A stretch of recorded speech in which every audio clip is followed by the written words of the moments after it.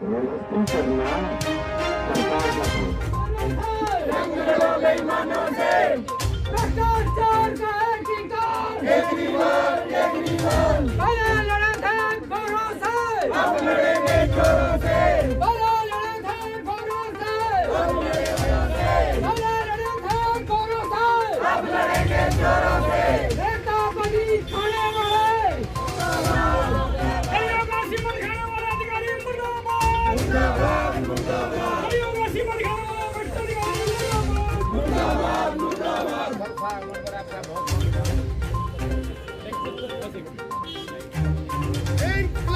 जिंदाबाद, भारत माता की जय।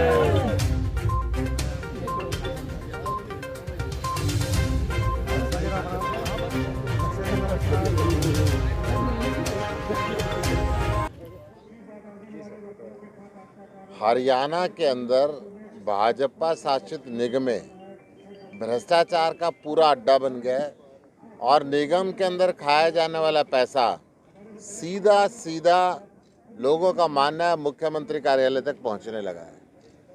मैं सिरसा का उदाहरण लूं, 167 करोड़ रुपए का सौंदर्यीकरण के लिए ठेका हुआ है यहाँ पे, और वो सौंदर्यीकरण कहाँ हुआ सिरसा में किसी को दिखाई नहीं दिया गया। 2-4 गलियों के अंदर टाइलें लगाई, वो भी कुछ महीनों में ही टूट गई है।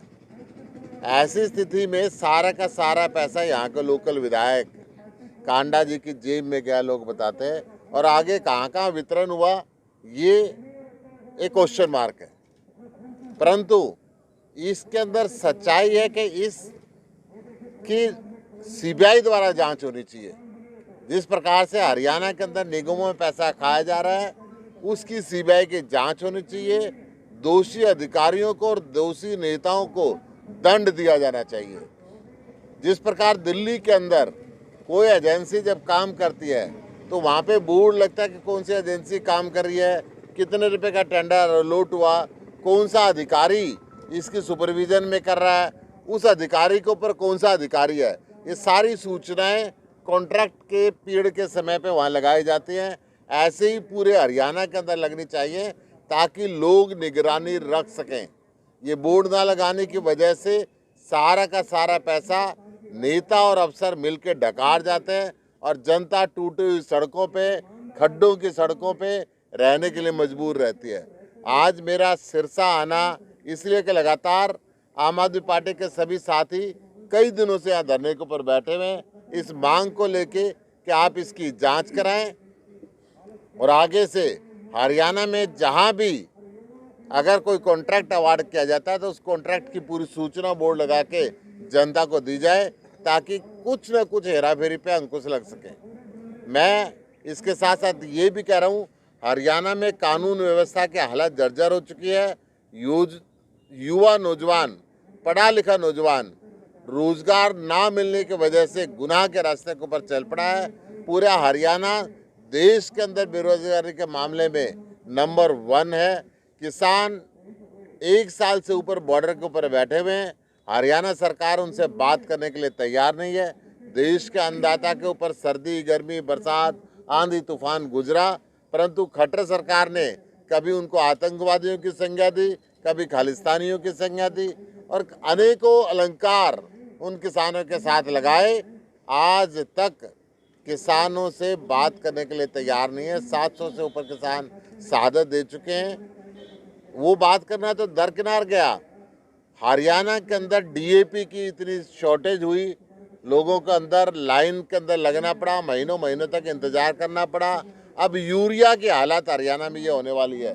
किसानों के साथ जब मंडी में फसल का समय आता है तो जीरी की खरीद के अंदर अनावश्यक देरी की गई और अनेकों तरीके से किसानों को प्रताड़ित किया गया। हम उसकी भर्त्सना भी करते हैं और अभी संसद का सत्र इस महीने में चालू हो रहा है। जैसे आम आदमी पार्टी पहले किसानों की आवाज़ वहाँ पर उठाती रही है, लगातार उस आवाज़ को वहाँ पर उठाएगी और हरियाणा की दुर्दशा के लिए खट्टर साहब ने जो जाति और धर्म के नाम पे बांटकर हरियाणा को रख दिया है, उसकी भी हम निंदा करते हैं।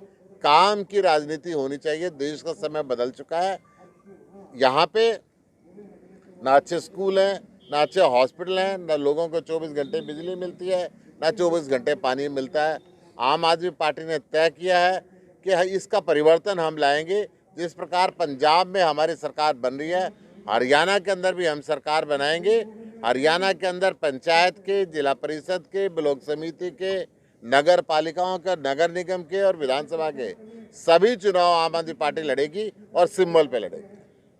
गुप्ता जी, आप ये कह रहे हैं कि हरियाणा में हम पंजाब और दिल्ली जैसे परिणाम लेकर आएंगे, लेकिन अभी तक ये दिखता नहीं है। ऐसा कोई प्रतिनिधित्व अभी हरियाणा में मिला नहीं आम आदमी पार्टी क्योंकि का। क्या कर रहे हैं ऐसे में? आम आदमी पार्टी में ना आम व्यक्ति है और आम व्यक्ति दिखते कम है, वोट ज़्यादा करते हैं। अब वक्त आएगा, हमारा जो संगठन है, पहले हमने हरियाणा के संगठन को 4 जोनों में बांटा, उसके बाद जिलों का, विधानसभाओं का, अब हम वार्ड लेवल पे वार्ड सेवक की नियुक्ति कर रहे हैं, ग्राम लेवल पे ग्राम सेवक की नियुक्ति कर रहे हैं और पूरी तैयारी के साथ आम आदमी पार्टी चुनाव लड़ेगी। सर, एक और बात है, आपका अगर सेंटर में राज आ जाता है, देश पर आपका आम आदमी पार्टी का राज होता है, तो आप देश की आर्थिकता को कैसे कंट्रोल करेंगे?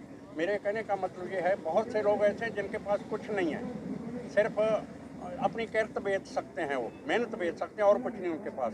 और एक साइड में बड़े बड़े धन्ना सेठ हैं, जैसे अडानी अंबानी वगैरह हैं, सभी चीज़ों पर कब्जा करना चाहते हैं। तो आपका क्या तरीका होगा आर्थिकता? देखिए, मैं आपको बता दूं, आम आदमी पार्टी का दिल्ली के अंदर लगभग 6.5 वर्ष पहले सरकार बनी, तीसरी बार हमारी अब सरकार बन रही है।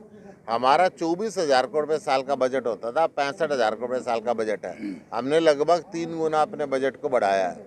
हमने लोगों को चोरी के रास्ते बंद किए, उनको आसान लाइफ दी है। हमने, जहाँ तक गरीब व्यक्ति की बात है, दिल्ली के अंदर 16,500 रुपये DC रेट है, मिनिमम वेजेस सबसे ज़्यादा दिल्ली के अंदर है। गरीब व्यक्ति को हमने 200 यूनिट बिजली की मुफ्त दी, 20,000 लीटर पानी हर महीने मुफ्त दिया, ताकि उसको चोरी ना करनी पड़े और वो अपनी रोटी के समस्या पे ही ना लगा रहे, उसका जीवन आसान हो और उसकी कमाई ज़्यादा हो, ताकि बच्चे पढ़े। मैं आपकी बात का वही जवाब दे रहा हूँ, ताकि बच्चे पढ़े और अर्थव्यवस्था मजबूत हो। दिल्ली के अंदर हमने दुनिया की बड़ी बड़ी कंपनियां बुला के, बना के वहाँ पे बच्चों को रोजगार दिलाए, बच्चों को वो शिक्षा दे कि उसको नौकरी ना मांगनी पड़े और लोगों को नौकरियां दे, ताकि देश की अर्थव्यवस्था मजबूत हो। और यही जो दिल्ली का मॉडल है पूरे देश में लेके आएंगे, ताकि बजट हिंदुस्तान का 3 गुना हो, लोगों की आज जिंदगी सुगम हो। सर, किसानों की आपने बात उठाई, किसान ने पहले सत्र चला तो संसद के पैरेलल सत्र लगाया, अब किसान को फिर वहाँ से उठाया जा रहा है, दोबारा वो इस बात को फिर रिपीट करने जा रहे हैं, तो आप क्या मानते हैं किस तरह हल हो पाएगा ये? केंद्र सरकार अब किसानों से नफरत करने लगी है, बीजेपी की सरकार, और इस देश के संविधान के अंदर शांतिपूर्ण तरीके से प्रदर्शन करने का अधिकार ये देश का संविधान देता है। तो इस देश के संविधान के तहत किसान काम कर रहे हैं और मैं समझता हूं कि उनकी बात को केंद्र सरकार को मानना पड़ेगा। आम आदमी पार्टी ने पहले दिन से किसानों के साथ थी। अरविंद केजरीवाल ने किसानों को जेल में डालने के लिए, स्टेडियम देने के लिए केंद्र सरकार को मना किया था। संसद के सेंट्रल हॉल के अंदर राष्ट्रपति जी के सामने, प्रधानमंत्री के सामने अगर आवाज़ उठाने वाली थी तो आम आदमी पार्टी थी। आम आदमी पार्टी ने हमेशा किसानों के कंधे से कंधा मिला के बिना टोपी झंडे के वहाँ पे समर्थन दिया और आगे तक जारी रहेगा। चुनाव का मुद्दा क्या रहेगा आपका? दिल्ली मॉडल, अच्छी शिक्षा, अच्छी चिकित्सा, 24 घंटे बिजली पानी, नशा मुक्त पंजाब, भ्रष्टाचार मुक्त पंजाब, अच्छा प्रशासन। लेकिन चन्नी तो लगभग आपके मुद्दों पर बात कर रहे हैं, वही काम वो करने लग गए, फिर ऐसे में कैसा? देखिए, चन्नी हमारे मुद्दों की नकल मार के जो मर्जी कह ले, धरातल पे उसको एग्जीक्यूट करना ये अरविंद केजरीवाल का जादू है। पंजाब के अलावा भी कई सूबों के अंदर कांग्रेस की सरकार है, अगर ये कर सकते तो इनको कर देना चाहिए था। खाली कहने से बात नहीं बनती। अरविंद केजरीवाल ने दिल्ली के अंदर करके दिखाया है, कांग्रेस भी कहीं करके दिखा दे। अभी आपने बेरोजगारी की बात की, थोड़े दिन पहले हरियाणा के डिप्टी सीएम ने घोषणा करी है कि प्राइवेट सेक्टर में हरियाणा के युवाओं को 75% साझेदारी मिलेगी, क्या समझ? देखिए, मैं ये कह रहा हूँ कि हरियाणा के युवकों को साझेदारी मिले, अच्छी बात है, परंतु रोजगार तो क्रिएट करें। आप क्या दुष्यंत जी ये कहना चाहते हैं पहले लगे हुए सबको हटा देंगे और फिर नए सिरे से रखेंगे? रोजगार तो फिक्स है और उन रोजगारों पे लोग लगे हुए हैं। गवर्नमेंट को नए जॉब क्रिएट करने पड़ेंगे। नए जॉब गवर्नमेंट क्रिएट नहीं कर रही है।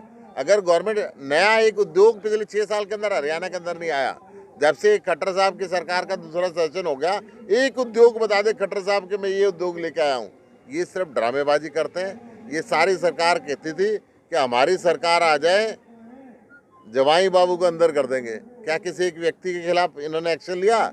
ये सिर्फ कहने की सरकार है, काम करने की सरकार नहीं है।